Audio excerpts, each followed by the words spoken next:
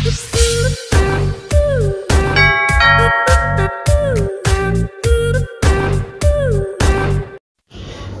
guys, isang magandang araw sa inyong lahat at sana nasa mabuti kayong kalagayan. So ngayong araw na to is magluluto tayo ng beef stroganoff.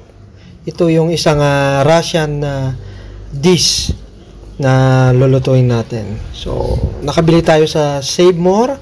Sana naman Save More, sana yung pre-cut na meat nila na baka, yung parang maninipis na cut. So, yung cut na yon, ikinat pa natin ng mas maliliit para sa ating lulutuin na beef stroganoff. So, umpisa na natin ang pagluluto. So, pinapakita ko sa inyo na ganito kanipis yung nabili nating meat na pre-cut. So, mas madaling lutuin to kasi nga at least mas mabilis mapalambot yung ating karne. So, ang kakailanganin natin mga ingredients is kailangan natin ng all-purpose cream. Ito yung magpapakrema sa ating lulutuin. So, kanya-kanya tayong brand. Kung depende sa inyo kung anong gusto nyong brand. Kailangan natin ng sibuyas, ng bawang. So, yan yung mga ingredients na kakailangan natin.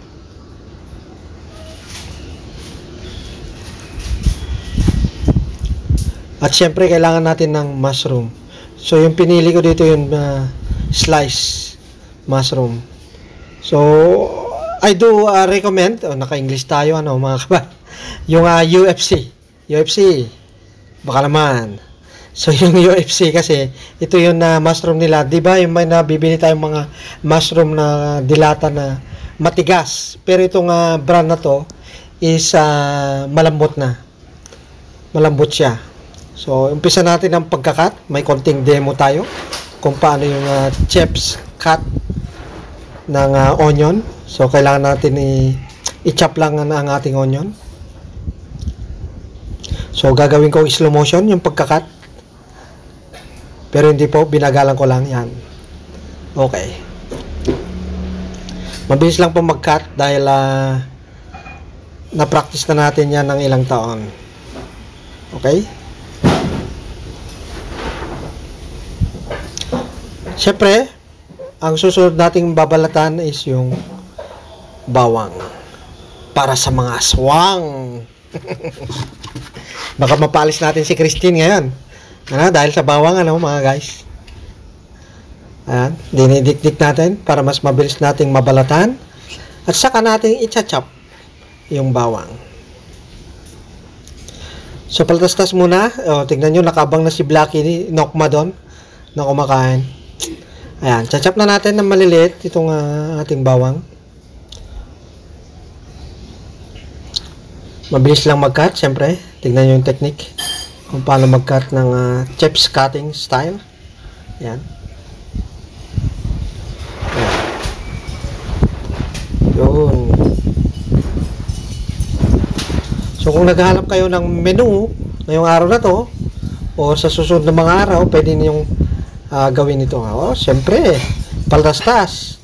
Huhugasan natin ang ating mahiwagang palayok. Siyempre, ang mahiwagang mantika.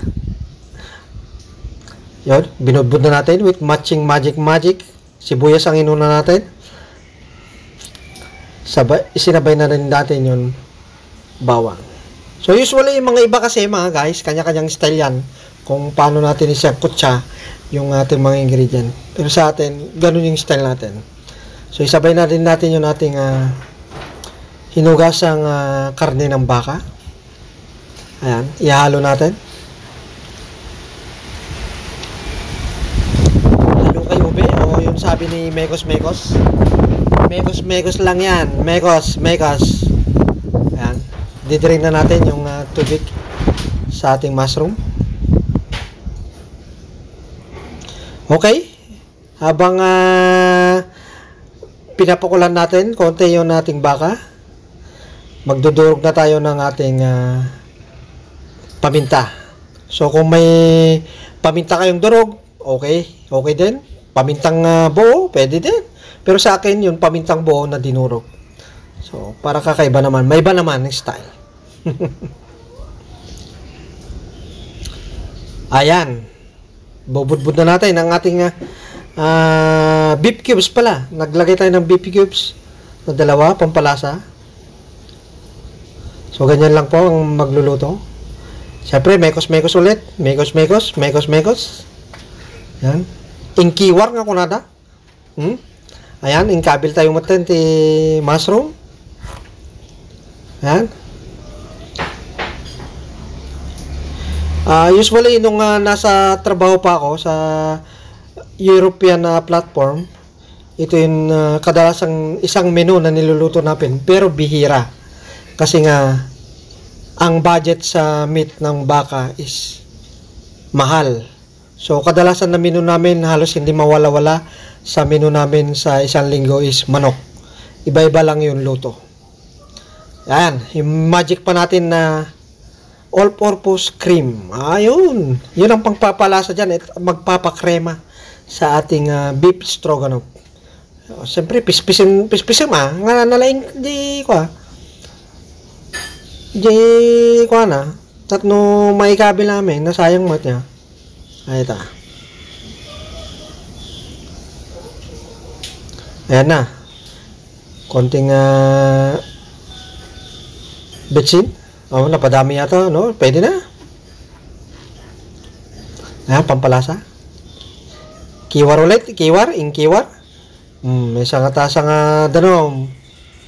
Yung, para pakulan natin konti at lumambot yung ating karne. Yun. Yan. Yan, medyo kuwan na. Okay na yung nating karne. Lalagyan natin ng konting pampalapot. Yung nagtunaw na tayo ng cornstarch. Yun, maizena, kung tawagin. Pero dito sa atin popular yun, cornstarch. Corn flour. Parang gano'n.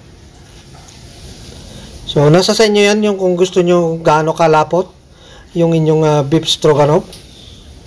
Yan. Yan para sa akin yan. Okay na yan. Yan ganyan.